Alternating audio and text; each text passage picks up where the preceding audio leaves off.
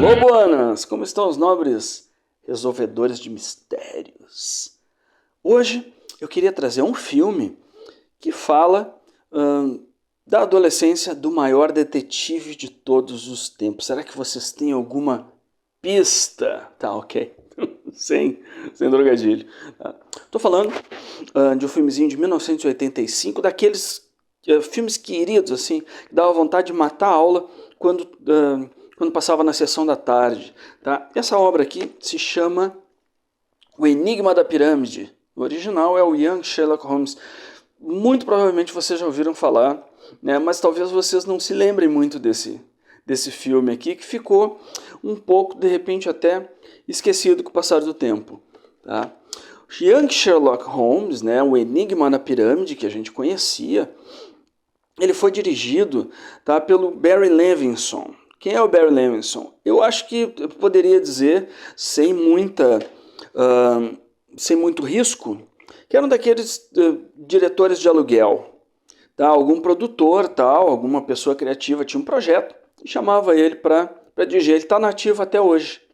E alguns filmes que ele dirigiu, provavelmente vocês vão se lembrar, vai despertar na memória. Por exemplo, Rain Man é um filme bem conhecido, né, com Dustin Hoffman e com Tom Cruise. A gente tem o Bugsy, com Warren Beatty, tá? Que é um filme de gangster, né? A gente tem o Bom Dia Vietnã, né? Com o querido Robin Williams, tá? E esse tipo de filme, assim, que não se tornaram grandes clássicos, mas que todo mundo tem uma memória afetiva, tá? Bom, por trás desse projeto todo, estava um cara que não parava na década de 80, que estava metido em tudo que era juvenil e legal, né? Que é, Steven Spielberg. Steven Spielberg estava brincando com tudo, ele estava produziu, tudo passou por ele, em alguma etapa. Goonies, né? Gremlins, De Volta para o Futuro, entre tantos outros que marcaram a nossa infância. E ele também tem o roteiro do Chris Columbus, que depois veio a dirigir Esqueceram de Mim e Harry Potter. Então imagina esse time, juntou esse time aí para fazer uma historinha. Como seria se o Sherlock tivesse encontrado o Dr. Watson quando eles estavam no colégio? Tá? Porque na história original, tá, eu até fui buscar para ler de novo, porque eu achei tão legal essa história que eu resolvi ler de novo Um Estudo em Vermelho. Tá? Que é a história que o Dr. Watson escreve sobre o primeiro encontro entre os dois, quando ambos estão procurando um apartamento para alugar, né, para dividir com uma outra pessoa, tá? E acabam esbarrando um no outro e dali em diante vivem as suas aventuras. Ok, mas como seria se o Sherlock e o Dr. Watson tivessem se encontrado quando eram mais jovens, tá? Quando tinham mais ou menos uns 15 anos. E a partir dessa premissa, que é interessante, assim, e até diria um pouco pioneira para a época, porque a gente pode considerar esse filme um prequel. Adoro esses títulos, assim. Prequel, sequência, spin-off, que mais que a gente tem? Reboot, soft reboot, tá? Naquela época essas coisas tinham um nome mais simples, eu acho. Simplesmente é uma brincadeira, como seria, né, o anterior da história que a gente conhece. Isso depois virou um pouco moda em Hollywood. Tá? Aí eu fui dar uma pesquisadinha, né, fazer uma lista de que franquias, né, trazem essa proposta assim, em algum momento fazer um filme assim, né, de algum personagem já estabelecido. Olha só, é difícil saber quem está fora da lista. A gente tinha a série do jovem Indiana Jones. A gente tem o Cassino Royale, que é justamente o filme que resgata como o James Bond veio a ser o James Bond que a gente conhece. A gente tem Star Wars, né? A gente tem Harry Potter, também tem uma série que se passa antes, X-Men, tá? O Hobbit, Batman Begins. Cara, qual é a franquia que não tá? E assim, a gente tem também o Poderoso Chefão 2, então alguns são a gente tem que respeitar, tá? Então os dois personagens que acabaram morando na 221B da Baker Street se encontram no colégio, um internato um internato masculino, tá? E aos poucos, claro, o filme ele jamais nega o que ele é, tá? Que é uma boa sessão da tarde, tá? Inclusive eu assisti ele dublado, tá? Na dublagem original, tá? Com uma ouvinte do canal, né? Que sempre nos prestigia, tá? Que foi a minha mãe, que gostou bastante do filme. Então, beijo, mãe, muito obrigado pela audiência qualificada. A gente vai sendo então apresentado aos personagens. A gente tem, por exemplo, o Lestrade, depois veio se tornar um inspetor, né, que incompetente das histórias, sempre do Sherlock. A gente tem um professor que é importante para a trama, né, que é o professor Hatch. Tá? Eu não me lembro exatamente qual é a pronúncia dele. A gente tem a Elizabeth, que seria um interesse amoroso. Tá? Os atores, assim, nenhum deles despontou para uma carreira que a gente bate o olho e diz, bah, esse cara estourou. Nicholas Rowe fez o Sherlock, tá? É a cara do Sherlock. O Alan Cox fez o Dr. Watson, muito bem também. E a Sophia Ward fez o papel da Elizabeth. Tá? Eu não me lembro do nome do ator que fez o professor. Tá? Professor dúbio, um professor que é muito admirado pelo Sherlock, que vai ser importante mais adiante. Então, assim, resgatando um pouquinho da trama, alguns cavalheiros, né, da era vitoriana, o filme se passa em 1870, se eu não me engano, tem uma figura misteriosa que caminha pelas ruas brumosas de Londres, aquele clima que a gente conhece bem, com uma zarabatana.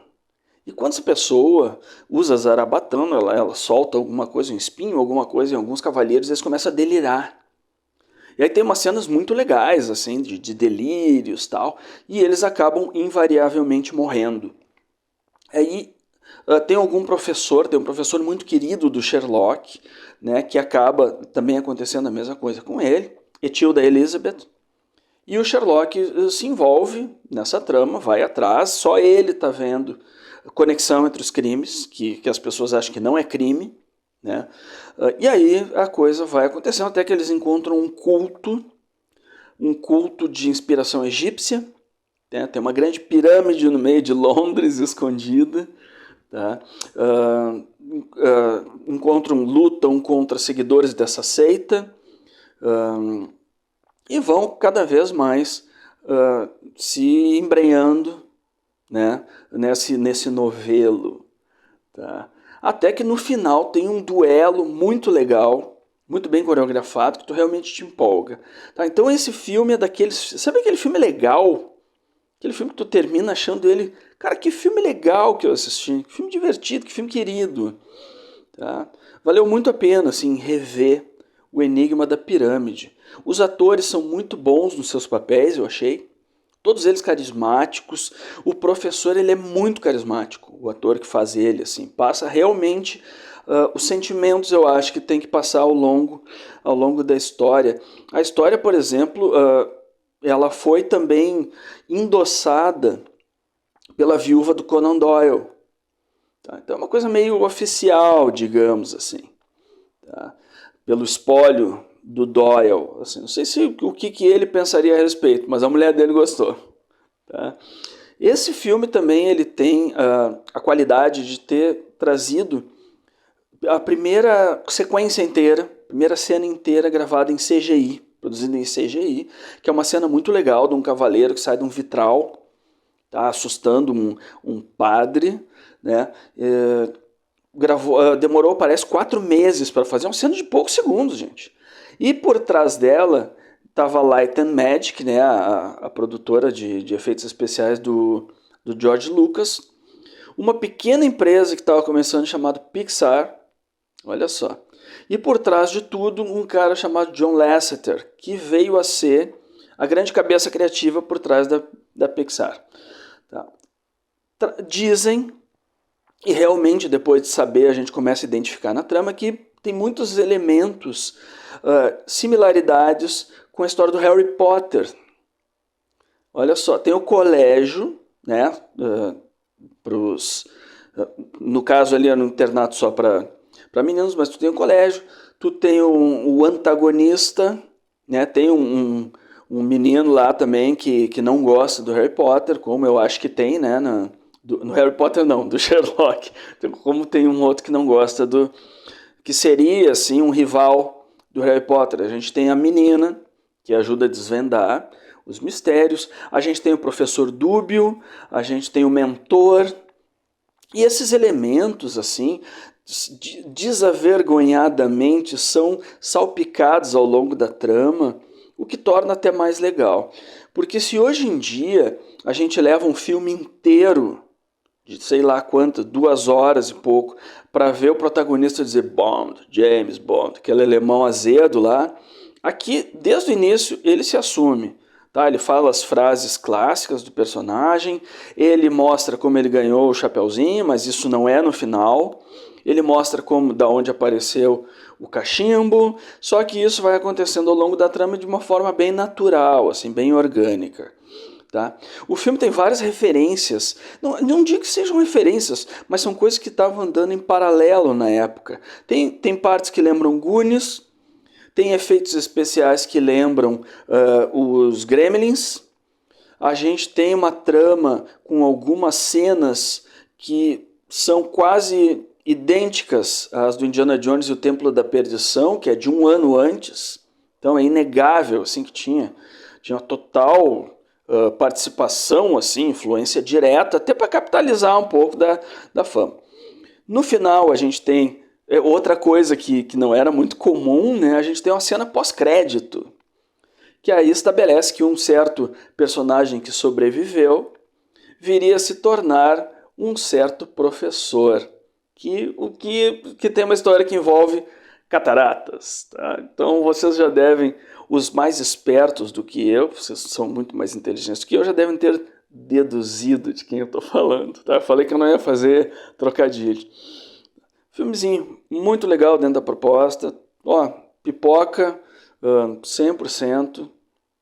Não sei porque é um filme que foi meio que esquecido, dentre esses outros que viraram clássicos assim da nossa nostalgia. Tá? Eu acho que merece ser revisitado. Tá? Então, Bazarzinho Rápido, uma outra obra que mudou o destino da humanidade. 20 mil libras por $1, vocês olham aqui, vocês conseguem baixar o meu conto aqui na descrição. Aí mais para mistério a gente tem o canal da Bá, né, os livros e filmes da Bá. E eu vou deixar com vocês com uma frase, que não é a frase que vocês pensam que eu vou dizer. Tá? Eu não vou ser tão óbvio.